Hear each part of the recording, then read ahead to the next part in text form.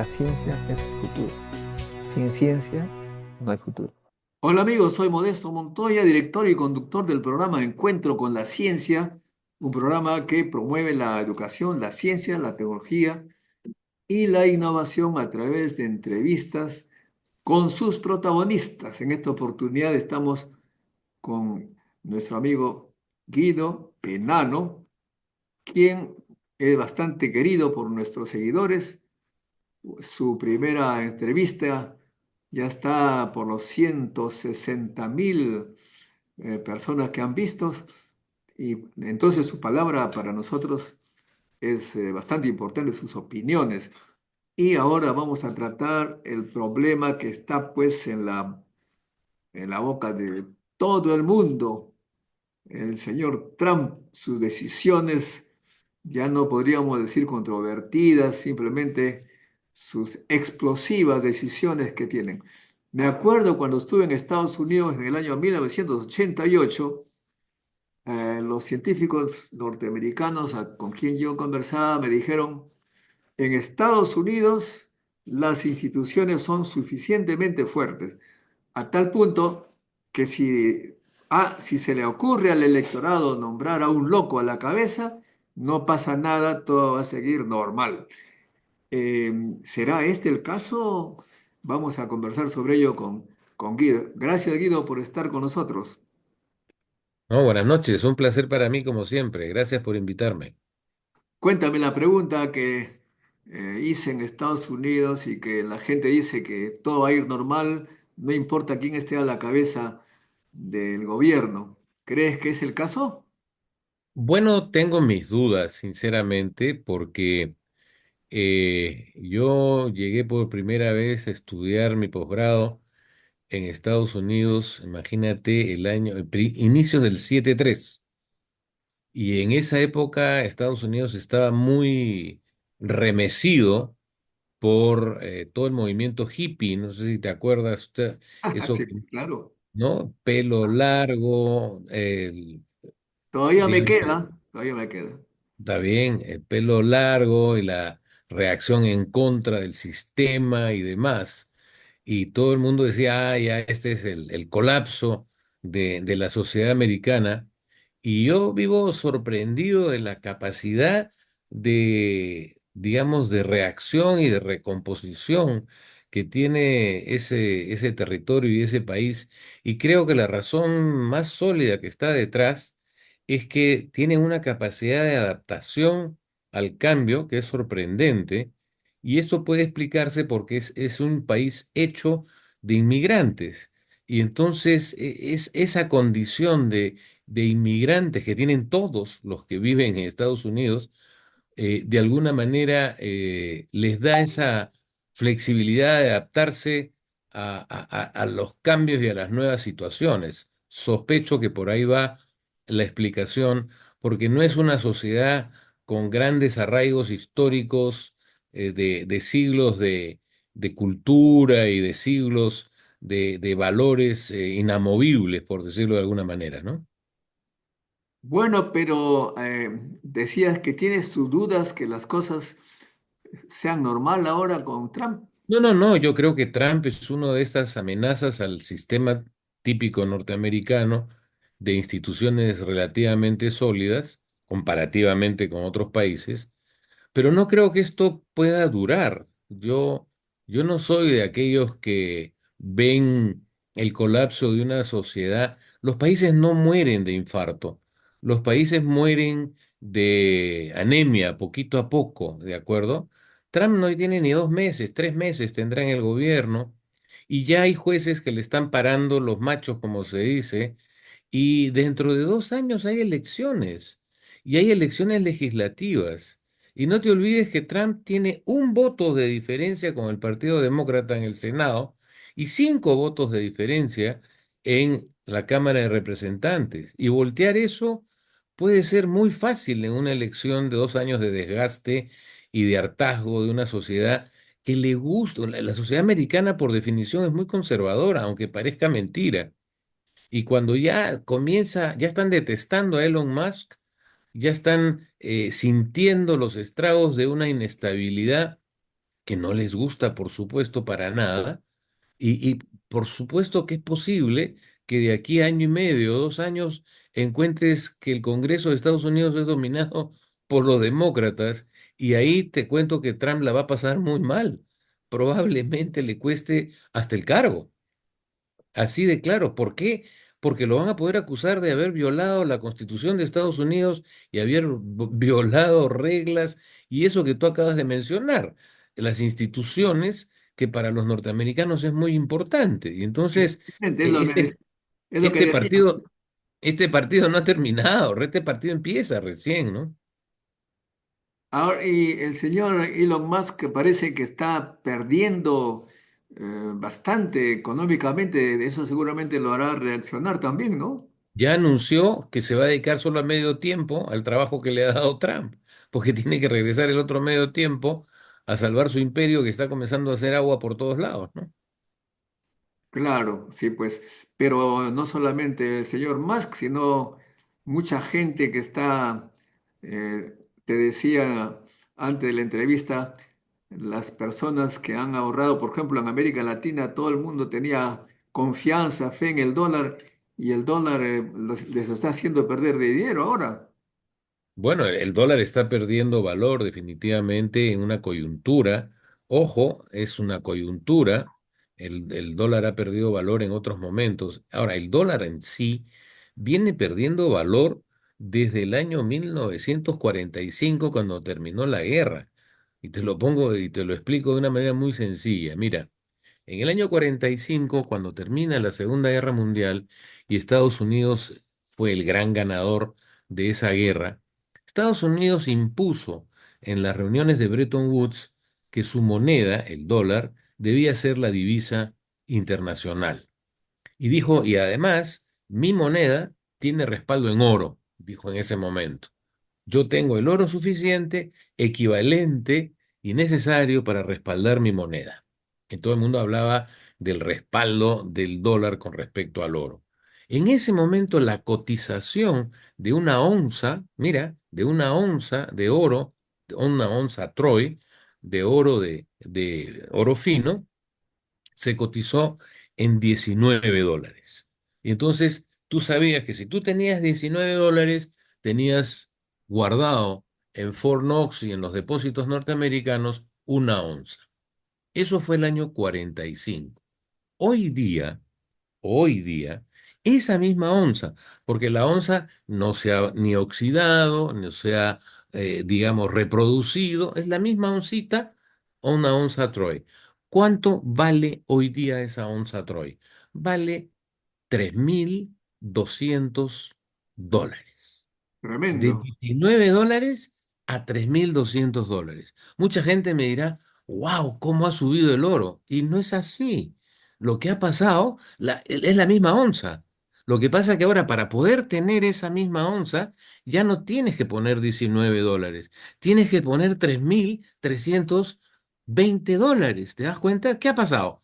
¿Ha subido el valor de la onza? No, se ha ido en picada el valor del dólar desde el 45 a hoy día. Entonces, no es que no nos asustemos y digamos, se acaba de perder el valor, ¿no? El dólar ha perdido valor.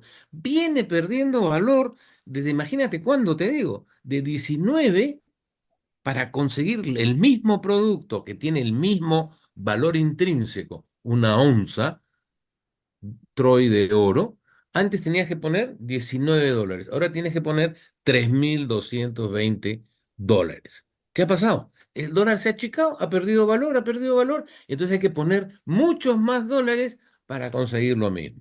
Eso en términos de la visión económica del tipo de cambio dólar-oro. ¿De acuerdo?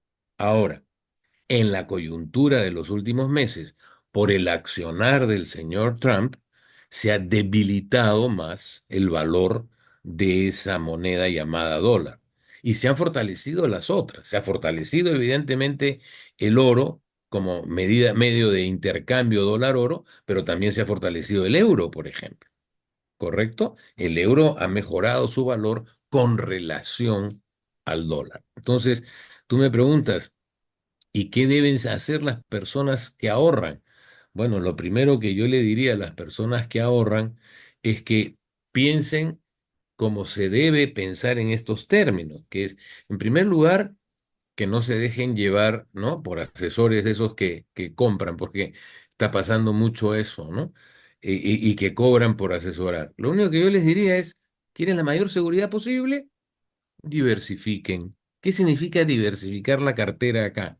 Yo les diría, sería ideal tener, digamos, 25% de tu patrimonio en dólares, 25% de tu patrimonio en soles, 25% de tu patrimonio en euros y 25% sería el ideal de tu patrimonio en oro. En el caso del Perú, no puedes tener ese patrimonio en oro porque no hay un mercado de oro como hay en el resto del mundo. En los países más o menos desarrollados hay esa, digamos, posibilidad. En el Perú, por algo difícilmente comprensible, no tenemos un mercado como deberíamos tener, y lo he dicho millones de veces, donde las personas, en lugar de comprar y vender dólares como hacen en cualquier casa de cambio, deberían también poder comprar, ¿no es cierto?, medallas o barritas o oncitas de oro, comprarlas y venderlas, para justamente proteger esto que tú me acabas de decir, cómo proteger nuestro patrimonio acumulado, nuestro patrimonio ahorrado en el tiempo. Y con eso resolveríamos la inseguridad que tú mencionas. A ver, no entiendo muy bien. ¿No podemos comprar ahora oro en el Perú?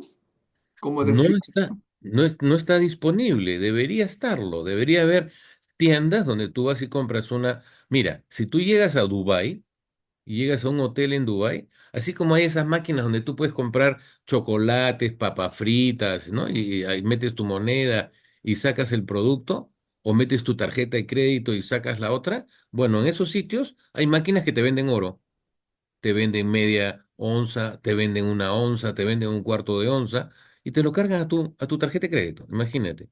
Ajá. Eso a eso me estoy refiriendo. Debería haber un mercado de oro libre de compra y venta, como, porque el oro es otra forma de moneda.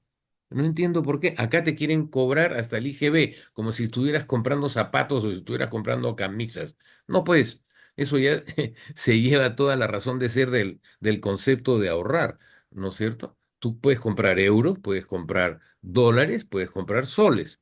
Ahora, como no tienes ese mercado en el Perú, porque a ningún congresista se le ha ocurrido sacar una ley tan sencilla como es la libre compra y venta. No, porque ahora te van a decir, ah, pero eso favorece a la minería ilegal y tanta guachafada de esas, ¿no? Comprar y vender dólares favorece el narcotráfico, entonces, ¿no? Es así de absurdo la reacción que hay, ¿no es cierto? Estamos hablando de formas lícitas de poder ahorrar para proteger el dinero del ahorrista. Entonces yo ahí te digo, diversifica. Si tú pones la mitad de tu dinero en soles, la otra mitad en dólares, el equilibrio, uno sube, el otro baja, vas a estar preservando tu dinero. Si puedes hacerlo, porque se puede, en tres partes, un tercio perdón, en dólares, un tercio en soles y un tercio en euros, mejor todavía. Porque lo que pierdes en el dólar lo ganas en el euro o el que pierdes en el dólar lo ganas en soles. ¿Me explico? Entonces, tu promedio va a estar protegido. Esa sería mi mejor sugerencia en esta coyuntura, ¿no? Algunos piensan que hay que comprar una cosa inmobiliaria, una casita o algo, departamento. Bueno, si depende de cuánto dinero tengas ahorrado, ¿no? O sea, si tienes, qué sé yo, $50,000, no te va a alcanzar. Por eso yo no hago un análisis general. Si tienes $2 millones, evidentemente es otro tema, ¿no? Ahora, yo no pondría, si yo tengo pocos recursos disponibles ahorrados, yo no recomendaría comprar ladrillos, porque si tienes una necesidad, el día que sales a vender, probablemente te van a pagar menos de lo que pusiste por la ansiedad y la necesidad de convertir esos ladrillos en dinero rápidamente. Es igual que tampoco recomendaría comprar joyas de oro, porque no hay un mercado activo, justo y equitativo para vender esas joyas y que te reconozcan el valor de oro que está allí, ¿no? El mercado de oro tiene que ser un mercado de onzas Igual que en el caso de los dólares, ¿no? Hay el precio del dólar venta y el precio del dólar compra. En otros países hay el precio del oro venta y el precio del oro compra. Y hay un ¿Y mercado ágil, ¿no? cuál es el mecanismo para comprar oro en el extranjero desde el Perú? Es más complejo porque tienes que comprar certificados. En la bolsa de Nueva York, en la bolsa, tú puedes comprar certificados de oro, o sea, un papel que dice que ellos tienen el oro tuyo guardado. Pero el peruano es más segurolas, pues el peruano quiere tener su barrita, su par de barritas guardadas, como las abuelas, ¿te acuerdas que tenían Claro. sus libras peruanas de oro, de por allá de 1910, de 1907, de 1915? Tenían todas sus moneditas, algunas inclusive se hacían adornos de collar con una de esas monedas de oro, ¿no? Lindas eran. Ah, me acuerdo la libra peruana de oro, ¿no? Que competía y que valía a la libra esterlina. Entonces, eso es lo que la gente normalmente hacía antes cuando estaba disponible, ¿no? Muy bien, ahora el tema, ya saliendo del interés de los ahorristas, el tema de la guerra comercial, que nosotros la hemos llamado ya hace una veintena de años, que es una guerra tecnológica. Aparentemente, los chinos son imparables en su desarrollo tecnológico, mientras que el occidente parece estar en un pozo que no sale rápido de ese pozo tecnológico. Eso significaría que ya el proceso es irreversible, como lo sugiere, por ejemplo, nuestro amigo Oscar Ugarteche. Pues tú dices, no, pero espérate, puede cambiar la situación política en 2 años, pero la tecnológica no. Bueno, mira, veámoslo como la sensatez y la frialdad lo permiten, ¿no? ¿De qué estamos hablando? ¿Estamos hablando de la crisis del capitalismo? No, ¿no es cierto? El capitalismo está más sólido que nunca, desde la caída del muro de Berlín, desde que China con Deng Xiaoping cambió el modelo económico. ¿Quiénes quedan no capitalistas? Cuba, que no encuentra la manera de cómo justificarse para poder salir del marasmo en el que está, y Corea del Norte, que sigue asfixiando a su pobre población. Pero el resto del mundo está capitalista. Ahora, ¿estamos hablando de economía de mercado? ¿El fracaso de la economía de mercado? Tampoco.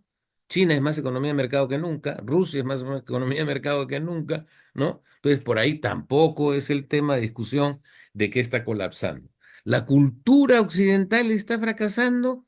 Yo te pregunto, mira, ¿cuál es uno de los productos que más tasa de crecimiento tiene en China? ¿Sabes cuál es el producto cuyo consumo más se ha elevado en los últimos años? No me vas a creer. Ketchup. El ketchup, la pizza, el hamburger. Eso es lo que más ha crecido. Acompañado, ¿sabes de qué? ¿Sabes cuál es el país que hoy en día consume más champán francés? China. En ese país se ha producido una revolución cultural, pero no de la de Mao, sino esta. ¿De acuerdo? Todos sus grandes genios que están manejando esa economía y ese cambio tecnológico que tú señalas, ¿dónde han estudiado? En universidades americanas. Y no solo han adquirido el conocimiento, sino que han adquirido valores, patrones de consumo, gustos, etcétera.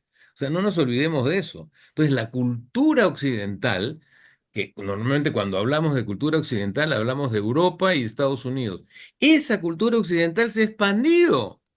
¿De acuerdo? Ahora tienes Kentucky Fried Chicken en la Plaza Tiananmen. O sea, ¿de qué estamos hablando? Entonces, me da risa cuando dices, no, el colapso de Occidente. Oye, ¿cuál colapso de Occidente? Lo que pasa es que no estamos preparados para entender que el mundo está pasando de una situación de uni- unipolar, con un Estados Unidos que imponía lo que le daba la gana, a una situación de bipolar o de repente multipolar.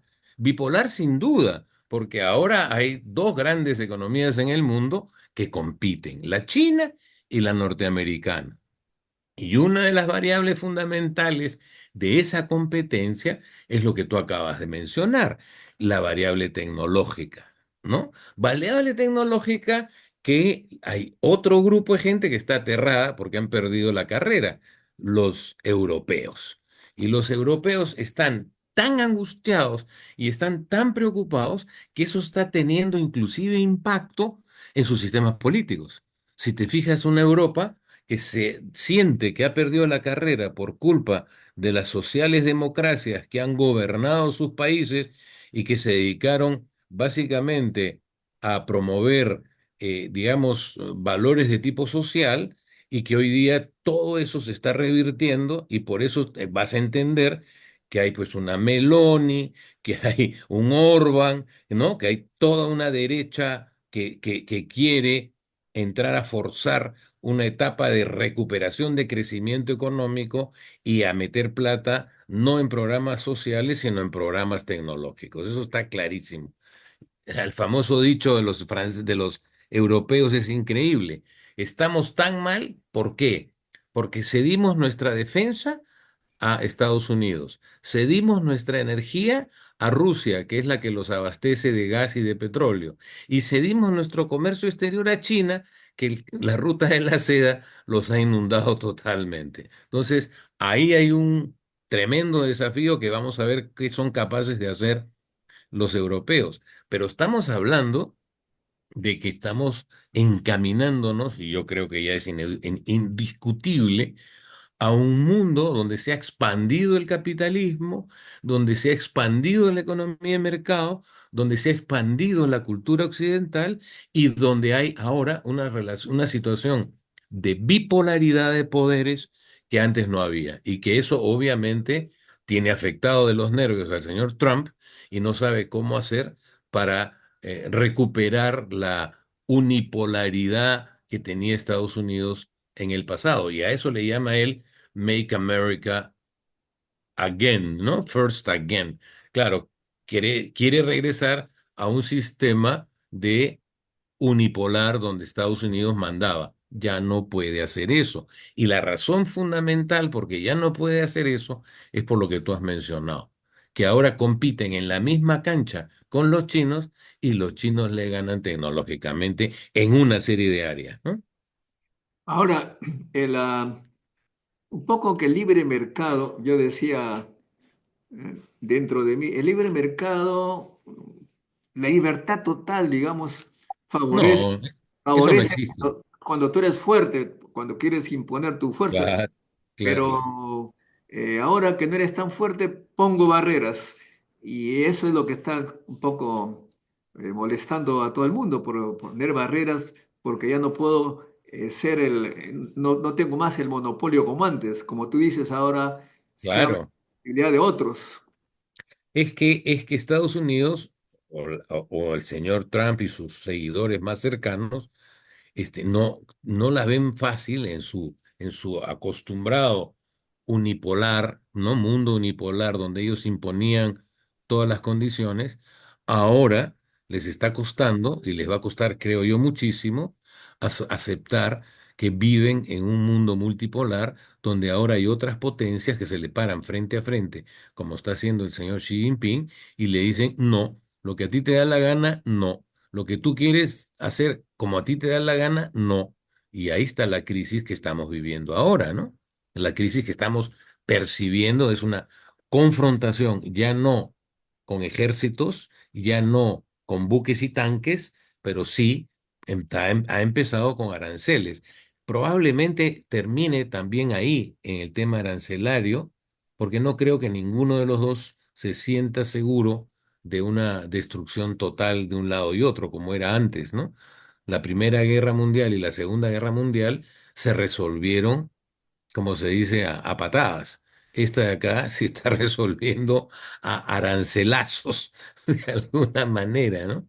Pero en ese No, terreno estamos, pero ¿no? estimado Guido, yo estaba leyendo antes de esta entrevista la historia de China y las cosas empezaron también así.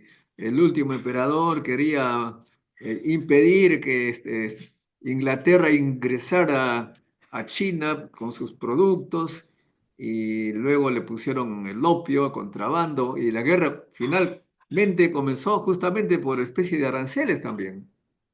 Claro, claro que sí, pero estás hablando de 1850, ¿no? O sea, el mundo ha aprendido bastante desde esa época para acá. Porque acuérdate, la guerra del opio en realidad son dos guerras del opio, donde el vencedor, que fue Inglaterra, en el tratado de paz de las famosas guerras del opio, le impone al emperador chino que tenía que permitir que Inglaterra pudiese libremente comercializar el opio que Inglaterra obtenía de su región del Punjab en la India, que era colonia en ese momento, producían el opio en Punjab, o como quieras pronunciarlo, y que China tenía que autorizar y permitir que ingleses, que en las empresas inglesas, que el gobierno inglés comercializara libremente esa mercadería, ese producto en territorio chino. O sea, esa es quizás la manera más impresionante de un país poderoso, y ahora no estamos hablando de Estados Unidos, sino estamos hablando de la Inglaterra más poderosa, estamos hablando de 1850, 1860, que tuvo la desfachatez, así como hizo la barbaridad de la guerra de los Boers en Sudáfrica, en Rodesia, acá hizo las guerras del opio, ¿no? ¿Y por qué lo hizo? Porque resulta que ellos vieron sus, tú lo acabas de decir, su comercio exterior entre Inglaterra y China, y era desfavorable a Inglaterra. Inglaterra le compraba más a China de lo que China le compraba a Inglaterra. Y entonces decidieron preguntarse, ¿y qué más podemos venderle a China para equiparar esa relación comercial que era desfavorable a Inglaterra? Y encontraron que el único producto que podían hacerlo era con opio. Y por eso actuaron de esa manera, hicieron la guerra del opio, que no estaba permitido, ¿no? Imagínate, pues, que nosotros le hagamos una guerra, ¿no es cierto?, a otro país y le imponemos en el tratado que nos permita comercializar cocaína libremente en su territorio. Es, es algo, es una afrenta histórica, ¿no? O sea, es ver el imperialismo en su forma más cruda y más vil, ¿no? Y además que permitiera que las embarcaciones inglesas se paseen por donde quieran, por los ríos, una cosa impresionante. Y se unió luego a ello Francia, y otros países más. Bueno, Eh, pero si quieres citar una cosa igualmente increíble, es en 1895, en las famosas conferencias de Viena, cuando los países europeos se reparten así, con el plano y reparten los territorios africanos, ¿no? Para convertirlos en colonias. Y entonces, Francia tuvo sus pedazos, Inglaterra tuvo sus pedazos, Alemania, algo que nunca se dice, pero les tocó la zona de Tanganica y la zona de Namibia, y también a Bélgica le dejaron el Congo. Al único que no le dieron nada fue España, porque le dijeron, tú ya has tenido América Latina durante mucho tiempo. O sea, sí, y esas cosas ocuparon, han y pasado. ocuparon Hong Kong. Esas cosas son del pasado, ¿no? O sea, yo no creo que en el siglo XXI retrotraigamos a entender el mundo como tú lo has planteado en el ejemplo que tú has dado de las guerras del opio, o este reparto que se hizo de África, que es también otra afrenta, ¿no? Pero Trump también está reclamando porque le están metiendo drogas a Estados Unidos a través, dice, de Canadá y México. Sé que no ha cambiado mucho la cosa. Bueno, pero ahí vamos también con mucho cuidado, ¿no? Estamos hablando del fentanil, ¿no es cierto? O fentanilo, no sé cómo lo pronuncies, pero el fentanil es un producto que fue construido, desarrollado, creado en laboratorios norteamericanos, ¿ah? Por si acaso. Y es un opiáceo, de acuerdo, que se distribuyó masivamente en el mercado americano y que creó niveles de adicción que hoy en día se están pagando, y son las empresas norteamericanas las que iniciaron eso. Ahora, que China aprovechó que existía ese mercado creado por la industria farmacéutica norteamericana en su población, que ahora abastece a precios mucho más baratos ese fentanil a través de México y a través de Canadá. Pero lo malo de la película hay que entender de dónde viene este problema, ¿no? O sea, quiénes crearon esta circunstancia tan lamentable, ¿no? Y bueno, Japón, nos olvidó en Japón que también ocupó China y al final de la Segunda Guerra Mundial fue favorable a China porque se vio liberado de tanto problema, en realidad. Bueno, Japón pasó de ser una segunda potencia económica a ser una tercera potencia. Japón es el país que más ha perdido presencia económica en los últimos años a manos de China, ¿no? Un poco es la venganza de China hoy en día de que Japón comienza a mirar a China con otros ojos cuando se siente desprotegido de Estados Unidos. Ese es un fenómeno bien interesante de analizar, porque Japón siempre se sintió bajo la protección de la economía norteamericana y del sistema político americano. Y ahora el señor Trump le ha aplicado aranceles también a Japón y ahora Japón está en una especie de limbo que no sabe de qué lado ponerse, ¿no? Ahora, la historia que he leído de Japón en China es atroz, una Atroz, crueldad increíble. Creo que los chinos que atroz. sepan, que conozcan esa historia, no están muy contentos en estos momentos. China detesta a Japón históricamente basado en lo que tú acabas de decir, basado en los excesos, en los crímenes, en las violaciones que hizo el ejército japonés en territorio chino, efectivamente. Ahora, ¿no crees tú que esa historia en la que también estuvo Inglaterra, Francia, Japón, haga que los chinos pongan muchísimo esfuerzo en su desarrollo tecnológico, que es el que finalmente le da su poder?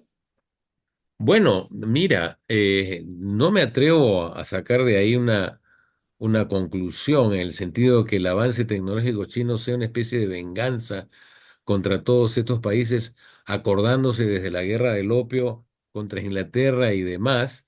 Pero lo que sí me atrevo a decirte, es que este desarrollo tecnológico que estamos percibiendo a manos chinas, es impulsado de una manera increíble por el gobierno chino. O sea, no es esto un desarrollo exclusivo de la empresa privada, que, ojo, que en Estados Unidos, en China, el Estado, toda empresa mediana y grande, el 51% es de propiedad del Estado chino, pero la empresa, el 49% que pertenece a privados, es manejada por privados. ¿De acuerdo? Y está alentada la actividad privada, pero el apoyo del gobierno chino, sobre todo al fomento de tecnología, nueva tecnología. Acuérdate que hace 20 años se decía, los chinos se copian todo. Los chinos, no, todo producto chino es copiado, es ¿no? Le decían la economía Xerox, ¿no? Porque se copiaba todo. Sí, pues, pero eso les permitió aprender porque la mano de obra necesita un proceso de aprendizaje. La tecnología no es que tú la tecnología la compras en un paquete y la aplicas como te compras un software. No, la tecnología tienes que desarrollar algo que es fundamental, que es mano de obra capacitada, primero para manejar tecnología y después para crear tecnología. Para crear tecnología, primero tienes que conocer y manejar tecnología de alto nivel, ¿de acuerdo? Y es aprendiendo a manejar tecnología que se te comienzan a ocurrir y a decir, oye, pero si esto lo hacemos así, de repente queda mejor. Oye, y si esto lo cambiamos así, de repente queda mejor. ¿Te das cuenta? La innovación es un proceso dentro del proceso de aprendizaje y uso de tecnología de última generación. Entonces, eso lo ha alentado más que nadie el Estado chino y y ha sabido decidir qué áreas promover. Bueno, ahí estás entrando en mi terreno, ¿eh? Bueno, para no me da hacer, miedo. No, para, no, no, no te temo. para hacer algunas precisiones, como se dice, ¿no?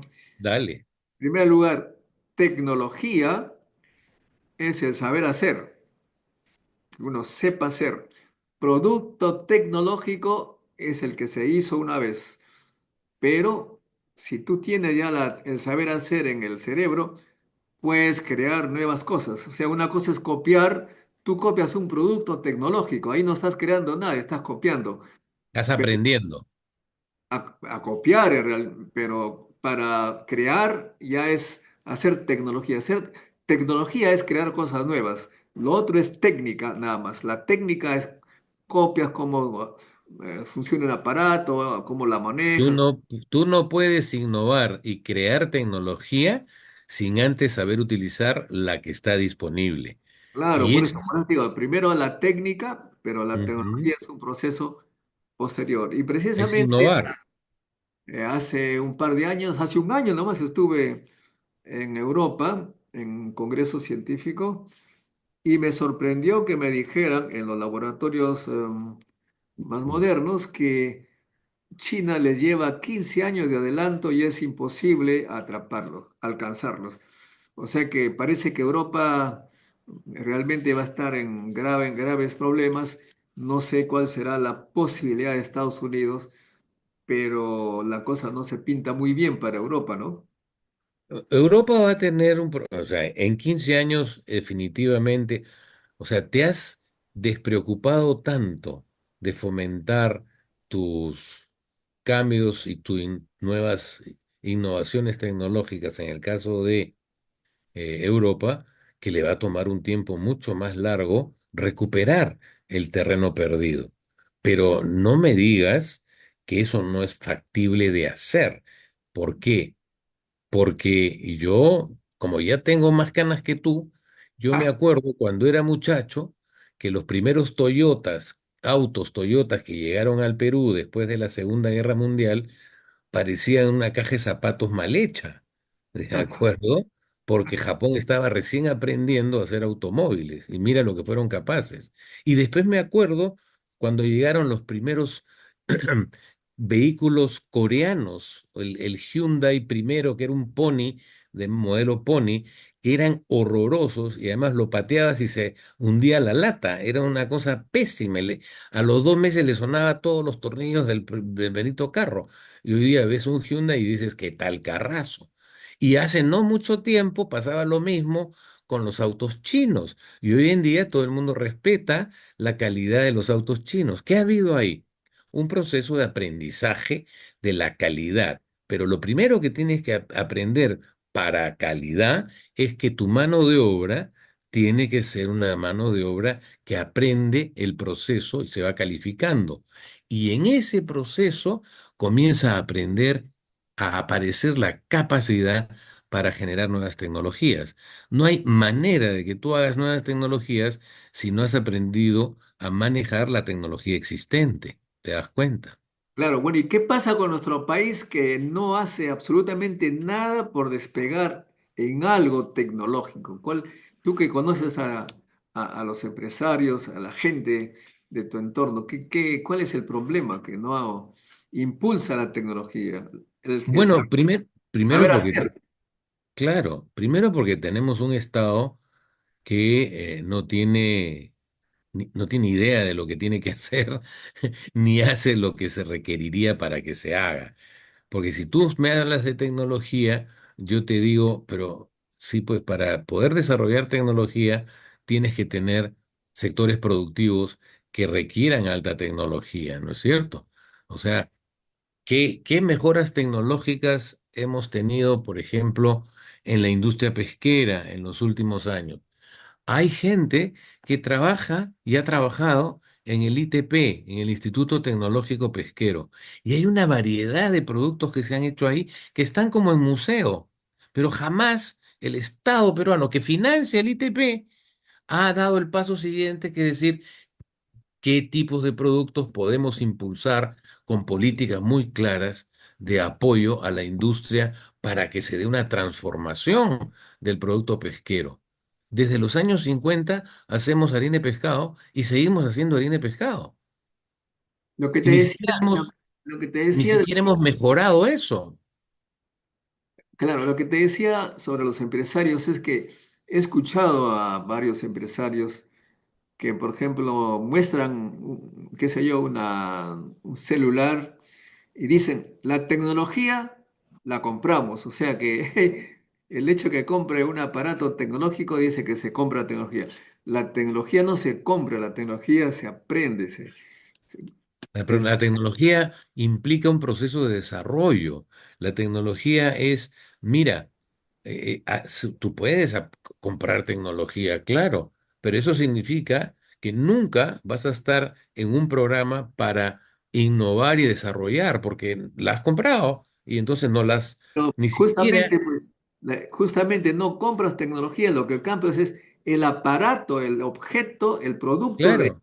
la tecnología. Y eso no es hacer tecnología, pues. Para nada. Eso es igual que compras un aparato, te compras pues un par de zapatos, pero nunca comprándote un par de zapatos vas a ser capaz de hacer zapatos, fabricar zapatos y mejorar la calidad de los zapatos e innovar esos zapatos y convertirlos en super zapatos. Porque si no fuiste capaz de hacer zapatos sencillos, menos vas a llegar después a hacer zapatos sofisticados. E Ahí está incluso todo el tema. la tecnología minera que traen las grandes empresas, robots, programas, software, una serie de equipos que sirven para minería, es tecnología extranjera. Pero en fin, bueno, vamos a pasar a tal vez a algunas preguntas de nuestros amigos que siempre están allí diciendo algo, ¿ah? Muy bien, con mucho gusto. Ojalá Está las pueda responder. Steven Lee, dice, bueno, te saludan. eh, Buenas noches, una pregunta, ¿por qué tenemos tan poco oro de reserva? 34 toneladas, no sé si es cierto. ¿Quién es el responsable? ¿Cómo podemos proteger nuestro oro? Bueno, ¿por qué tenemos tan poco oro en el Banco Central? Supongo yo que es su pregunta. Claro, Y la respuesta no la puedo dar yo. Yo vengo insistiendo hace años en que el Banco Central de Reserva de mi país debería haber comprado mucho más oro del que ha comprado, que es nada comparativamente. Inclusive le he sacado la cuenta de que si hubieran comprado el 20% de las reservas internacionales netas que tenemos hoy día, ese 20% lo hubieran comprado en el 2000, después de la pandemia, el 2022, el Perú tendría 500 millones de dólares más de ganancia solo por la subida del precio del oro, imagínate, habiendo comprado solo el 20% de nuestras reservas. ¿Por qué? El oro, ¿por qué ha subido tanto? Porque los principales compradores en los últimos 6 meses son los bancos centrales, especialmente el Banco de Inglaterra, por ejemplo, es uno de los que ha comprado más oro y está, digamos, convirtiendo sus reservas en oro. ¿Por qué en el Perú no se ha hecho? Pregunten al directorio del Banco Central, no a Guido Penano. Yo soy de los que viene impulsando y exigiendo y pidiendo que hagamos una estrategia y una política mucho más pensada en términos de desconectarnos de un poco tanto del dólar y conectarnos con un recurso que además el Perú produce, que es el oro, ¿no? lo que pasa es que ellos creen que tú conversas con ellos y sabes cuál es la razón, pero en fin, bueno. Eh, Alejandro Guerra dice, China tiene un déficit de consumo interno. El Así es. consumo interno debe ser de 75% y está en 54%. Con aumentar el crédito a su población sería positivo para ellos, dice. Tiene toda la razón. No solamente eso, sino que lo están haciendo. Hay un programa que lo han aprobado en el último Congreso del Partido Comunista Chino, que así lo llaman, donde se han anunciado toda una serie de medidas encaminadas a lo que dice este señor que está haciendo la pregunta. Alejandro Guerra. El señor Alejandro Guerra dice algo que es muy cierto y muy correcto. Además, como digo, el gobierno chino no solamente está haciendo eso, sino que está tratando de que lo que va a disminuirse del consumo de productos chinos en Estados Unidos, producto de los aranceles ya mencionados, quiere reorientar parte de esa producción al consumo interno, justamente. Inclusive están sacando unas líneas de crédito muy interesantes para promover la industria de la construcción en China, porque no nos olvidemos que si hay un vehículo que jala e impulsa el consumo interno en un país, es la construcción, porque no solamente, pues, que, digamos, se consume hierro, fierro, ¿no? O sea, cemento y demás, sino que acabas comprando mil cosas para después llenar la casa, ¿no? No solo ventanas, puertas sanitarios, sino que después vienen muebles, cortinas, luminarias, ¿no? Ollas, platos de toda la gente que entra a vivir en esos nuevos edificios, departamentos, ¿no? Es una locomotora que jala una cantidad impresionante de otras industrias y eso crea un mercado interno tremendo, ¿no? Claro, Que tú dice lo estás viendo. que China, India, Japón, Corea, Taiwán, etcétera, es el nuevo bloque económico que maneja la ciencia y la tecnología. Bueno, efectivamente, por ahí está moviéndose. Ana María dice, la Antártida hasta hoy aún sigue teniendo dueños, está parcelado por las potencias. ¿Tienes información de ello? Bueno, sí, claro, Perú también tiene una base ahí, ¿eh? Por si acaso. Sí, El, se va el buque Humboldt de vez en el cuando. Humboldt va de vez en cuando digamos, a decir, oye, por aquí estamos nosotros también, ¿no? O sea, la Antártida ha sido hasta cierto punto lotizada, ¿no? Cada Sí, quien, sí, sí. cada cual ha ido y se ha agarrado su pedacito, al más Tienes puro una- estilo al más puro estilo de las invasiones que hubo en los setentas, ¿no? Así se hizo bien El Salvador. Fuimos y cada quien agarró su pedacito, así estamos haciendo en la Antártida, ¿no? tenemos una base llamada Machu Picchu. Así es. José Carlos Zabaleta dice, hasta donde sé, las empresas americanas siempre se robaban tecnología que les interesaba y desaparecían la que no. Ahora se llevan los autos chinos para aprender. Ah, bueno, es normal. Mi ley libertario, caramba. Mi ley, bueno, acá hay una, acá estamos con alguien que está diciendo cosas de insultos, no leemos insultos, ¿ah? No, pues, con eso no se construye nada. ¿Por qué cree que Rusia no firma pacto militar con Cuba si Estados Unidos está con la OTAN en Ucrania y otros países fronterizos con Rusia? Bueno, ya esas son cosas de cuestiones militares, no creo. Pero déjame contestar ahí un tema, ¿no? O sea, Rusia no le interesa Cuba. Rusia es el único país del mundo que en los últimos 20 años ha cometido un error garrafal. Déjamelo mencionar. ¿Sabes qué ha hecho Rusia? Se ha desindustrializado. Rusia hoy día vive de exportar gas y petróleo, imagínate, se ha vuelto primario exportador. A tal punto, yo te pregunto, ¿cuándo ha sido la última vez que has visto un último modelo de un Lada? ¿Te acuerdas que vendían sus autos Lada? Ya no veo nada de nada. Desaparecieron, ¿no es cierto? ¿Puedes creer que para la guerra con Ucrania Rusia ha tenido que comprar drones a Corea del Norte, a Irán y a China? Rusia, la Rusia que nosotros recordábamos, esa potencia que trataba de desafiar a Estados Unidos. Ahora, ¿de qué vive el señor Putin? De vender gas y petróleo. Imagínate qué estrategia tan equivocada. Y está haciendo una guerra con cosas que compra, dices tú. Así, claro. El armamento, ahora ya inclusive Corea del Norte le ha mandado soldaditos que están en el frente ucraniano.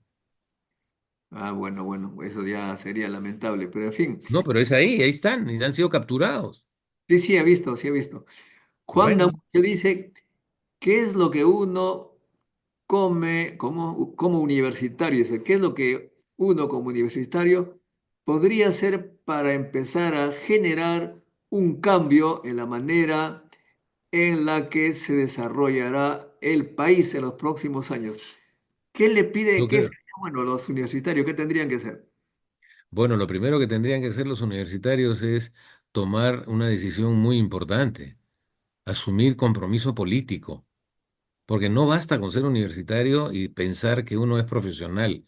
Un país como el mío lo que más necesita es que gente joven universitaria tome una posición política y asuma el gran desafío y la gran necesidad que tiene el Perú, que es que una élite profesional universitaria asuma el gobierno de mi país.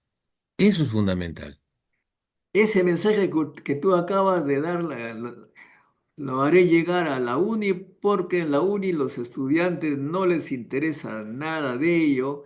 Lo único que quieren es terminar sus estudios y partir del país. A propósito, dicen que el noventa Qué y seis pena. por ciento de los jóvenes, 96% de los jóvenes quieren irse. Dramático. Eso es dramático. Eso me hace recordar un chiste que había entre Brezhnev y Kosygin, me parece que era el ministro de Relaciones Exteriores. Le dice eh, presidente, ¿qué pasaría si nosotros abrimos las fronteras? Nos quedaríamos usted y yo. Te quedarás tú, porque yo también me voy, dijo. Qué espanto. Estamos en No, pero problemas. eso es dramático. O sea, dramático el cada vez menor compromiso político de la gente joven, ¿no? Lo que pasa es un informe que acaba de salir en el diario Le Monde de París, de una periodista que vamos a entrevistar a propósito mañana. Ha hecho una encuesta, entrevistas y dice que 96% se quieren ir, que no tienen esperanza más en los políticos porque votan por alguien con un determinado programa y hacen todo lo contrario. Por ejemplo, votaron por Humala, que prometía ciencia y tecnología y no sé qué, e hizo todo lo contrario. Votaron por, en fin, hacen una lista completa, pero parece que los políticos no respetan sus promesas, por lo tanto ya no tienen confianza en ellos. Ok, Pero perdóname, que tengan confianza en ellos mismos. a que hagan ellos política, que hagan su partido. Claro, claro que sí. Que no traten, que no piensen que tiene que haber alguien que haga las cosas por ellos. Ellos son la nueva generación. Ellos tienen la responsabilidad. Alguien que se pone como seudónimo Milei dice, con la llegada de la inteligencia artificial, ¿qué carreras profesionales podrían desaparecer? ¿Qué le diría a los jóvenes que ahora andan desorientados? ¿Ah? A ver. Bueno, lo único que les diría es que si quieren tener una profesión que no pueda estar directamente afectada por la inteligencia artificial, que opten por profesiones con creatividad. La inteligencia artificial lo único que hace es te facilita las cosas de lo que ya está. Si tú quieres que te resuman libros, te los va a resumir, pero el que escribe los libros no es la inteligencia artificial. La inteligencia artificial es la que te resume el libro y te dice lo que dice el libro. Lo malo es que ya la gente no lee el libro, sino lee solo la inteligencia artificial. Y la inteligencia artificial también no tiene otra cosa que programas que te rescatan lo que ella quiere que tú leas. O sea que tampoco te confíes mucho en la inteligencia artificial. Tú mismo tienes que caminar por tu propio terreno. No, la inteligencia artificial en ese sentido ayuda a escribir libros en el sentido que tú le das las ideas tuyas y te la redacta, te ahorra pues la redacción. Claro, después tienes que afinar, ¿no? Pero es como una secretaria prácticamente. Claro, te resume. Muy bien. René Pacho dice, ¿qué sugerencia le daría a los maestros a maestros que educan? Eh, que educación regular, dice, maestro de educación regular peruana para poder aportar, atender este problema, especialmente el limitado desarrollo tecnológico peruano. ¿Cómo incentivar la tecnología en los niños, en los jóvenes, que aparentemente no existe eso? Se pregunta René Pacho. Bueno, no es un tema fácil, ¿no? El sistema educativo peruano, que no es malo, a pesar de que todo el mundo dice que es pésimo. ¿Y por qué? ¿Cómo lo dicen? ¿Cuál es la sustentación esa para decir que nuestro sistema educativo es malo? Te dicen, mira las pruebas PISA famosas, ¿no? Las pruebas PISA salen todos jalados. Claro, tenemos un sistema educativo que tiene pues fallas profundas, pero no nos olvidemos de una cosa, el gran problema del sistema educativo peruano es la anemia, es la mala alimentación de los niños en los primeros 36 meses de vida. Si a ti se te malogra el hardware o no tienes un buen hardware, por más que tú después traigas un software de primera calidad, no va a correr en un hardware que está con problemas. Es muy duro lo que estoy diciendo, pero es que debemos arrancar desde alimentar bien a nuestros niños. Después piensen en educar, pero primero alimentémoslos bien. Y ahí está el más grande desafío de cualquier gobierno que tengamos. Tenemos que mejorar la alimentación de nuestros niños. Tenemos que enseñarle a las madres y a los padres la mejor manera de alimentar a nuestros pequeños, porque muchas veces es un problema de desconocimiento de cuál es la mejor dieta para dar a los chicos. Y eso no significa más dinero, muchas Con veces la es misma, simplemente conocimiento. con la misma plata alimentarlos mejor. Dice, Exacto. Alejandro dice, la tecnología está en función del capital, necesita laboratorios sofisticados, ciclotrones. En un país lo que tú dices, en un país sin seguridad alimentaria está fuera de carrera, dice. Eh, ahora, hace una semana hicimos una entrevista a un economista colombiano, pero que trabaja en Harvard, y él decía que la carrera de economía en Estados Unidos está estancada, no crece, ya no hay más gente. Las facultades tienen el mismo número de estudiantes. Tú que has estado allá, ¿has notado eso? Que hay pocos estudiantes de economía adicional a las que ya existen. No es la carrera de moda de los setentas y de los ochentas, efectivamente. En las profesiones en el mundo también hay moda y hay momentos en que, acuérdate, antes ciencias de la comunicación era vista como una carrera de vagos, ¿no es cierto? Hoy en día es vista como una carrera importantísima en lo que es manejo del capital humano. Y hace pocos años, si te salía un hijo que te decía que quería ser chef, lo agarrabas a cachetadas y le decías, anda a estudiar. Y hoy día tenemos, ¿no?, un mundo maravilloso de la industria de la gastronomía. Entonces, sí. Vamos, hay profesiones que se ponen de moda una época y otras que pierden ese atractivo. Eso es comprensible, ¿no? Bueno, finalmente Alejandro dice, excelente entrevistado. Me gustaría verlo el 2026 en política. ¿Cuál es la respuesta? Bueno, no, no estoy inscrito en ningún partido ni en ninguna plancha ni nada que se le parezca. Le agradezco su comentario, pero yo ya intenté, me la jugué y acabé preso. No se olviden de esa partecita. ¿Estoy dispuesto a seguirla peleando? Sí, por eso estoy acá. Jamás me fui de mi país. Preferí comerme cárcel antes de escaparme del Perú, sabiendo que me estaban persiguiendo porque no querían que yo sea el candidato del 2020. ¿Correcto? Estamos 2025, pero aquí estoy, ¿no es cierto? Y nunca se sabe lo que le ofrece a uno la vida. Yo ya tengo mis añitos, pero si puedo colaborar en algo que sea en lo que yo pueda creer y en lo que yo pueda confiar, siempre me van a tener ahí.